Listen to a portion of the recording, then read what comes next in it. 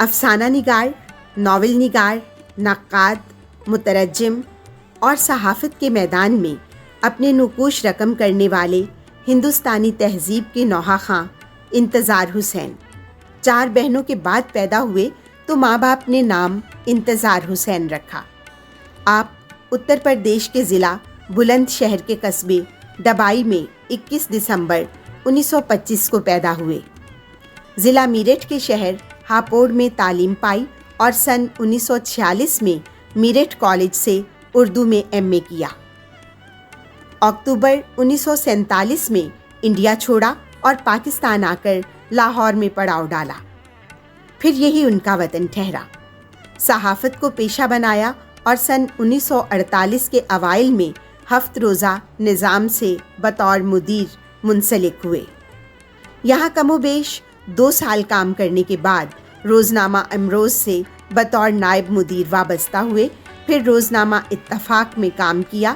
اس کے بعد روزنامہ مشرق میں کالم نگاری کا آغاز کیا، جہاں 25 برس تک لاہور نامہ کے عنوان سے روزانہ کالم لکھا، جس کو بہت شہرت ملی۔ انہوں نے روزنامہ آج کل اور ایکسپریس میں بھی کالم نگاری کی اور civil and military gazette, frontier post اور ڈان کے لیے انگریزی میں بھی کالم لکھے۔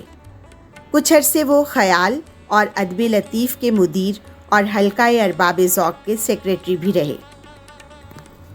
انتظار حسین نے اپنی پہلی کتاب قیام ہندوستان کے دوران ہی مکمل کر لی تھی، اور دلچسپ بات یہ ہے کہ اس کتاب کا موضوع لسانیات تھا، مگر یہ کتاب کبھی شائع نہ ہو سکی۔ پاکستان آئے تو شاعری اور تنقید کو اپنا میدان بنانا چاہا۔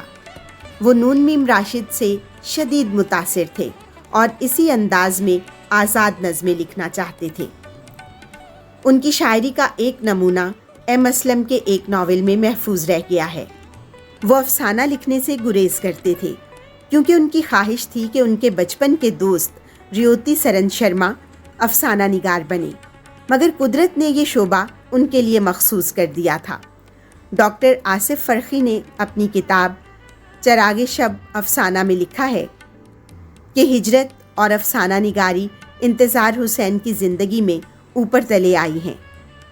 ان کا پہلا افسانہ قیومہ کی دکان ہے، جس کے آخر میں اپریل 1948 کی تاریخ درج ہے۔ یہی افسانہ ان کے پہلے مجموعے گلی کوچے کا آغاز بھی ہے اور ان کی کلیات کا پہلا افسانہ بھی۔ انہوں نے یہ افسانہ لاہور میں حلقہ ارباب ذوق کی نشست میں پیش کیا، جہاں اجلاس کے صدر مختار صدیقی نے اس کی بہت تعریف کی۔ اس کے بعد انجمن ترقی پسند مصنفین کے اجلاس میں انہوں نے اپنا افسانہ استاد پیش کیا، جس پر مظفر علی سید نے کہا کہ افسانے کی زبان سرشار سے مثال لی گئی ہے۔ اسی جملے پر انتظار حسین کی مظفر علی سید سے دوستی ہو گئی۔ لاہور کے ابتدائی دنوں میں انہیں ایک ایک کر کے وہ لوگ ملتے گئے جن سے ان کا شب و روز کا ساتھ رہا۔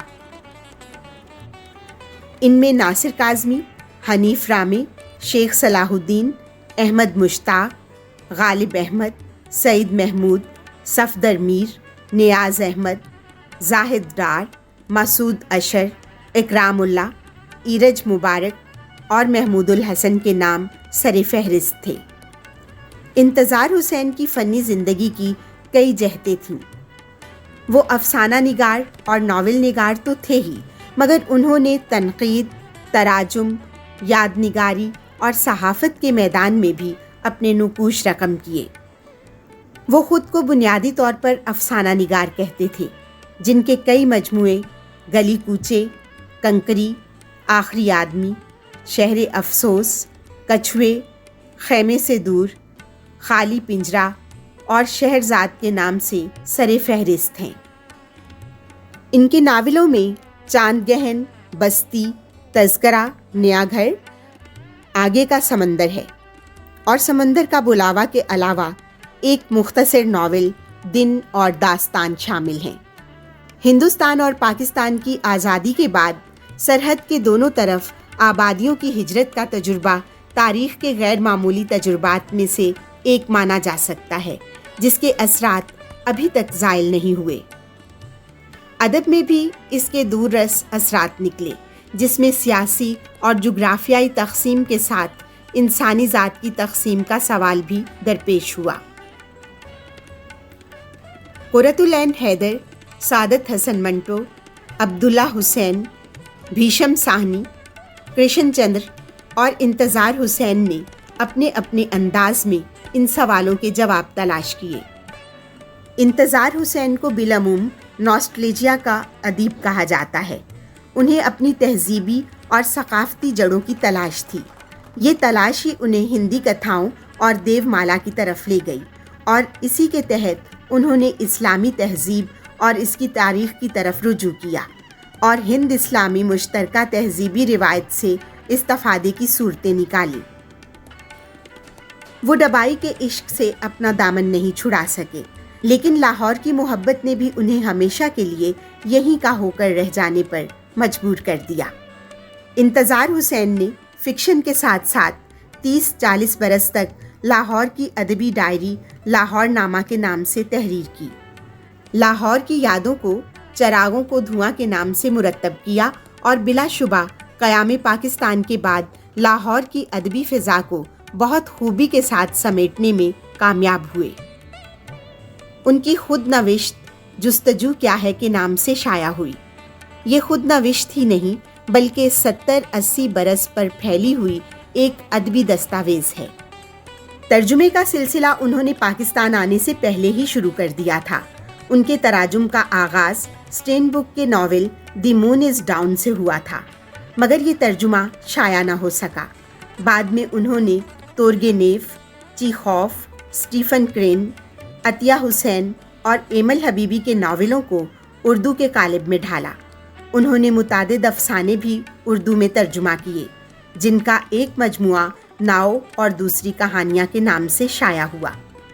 اسٹیورٹ شیریں کی کتاب ماؤزے تنگ اور جان ڈیوی کی کتاب ریکنسٹرکشن آف فلسفی کے تراجم ان کی ایک الگ جہت سے متعارف کرواتے ہیں۔ تنقید کے میدان میں بھی وہ پیچھے نہیں رہے۔ ان کی کتابیں علامتوں کا زوال اور نظریے سے آگے اردو تنقید کی چند اہم کتابوں میں شمار ہوتی ہیں۔ انہوں نے زمیں اور فلک اور نئے شہر پرانی بستیاں کے نام سے سفر نامے بھی تحریر کیے۔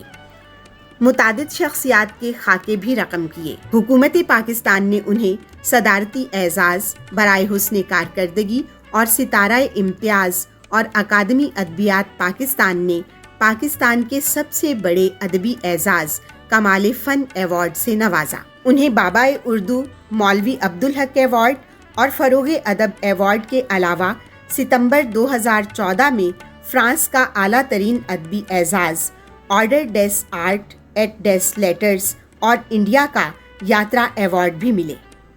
وہ پاکستان کے پہلے ادیب تھے جو 2013 میں بکر انعام کے لیے نامزد ہوئے۔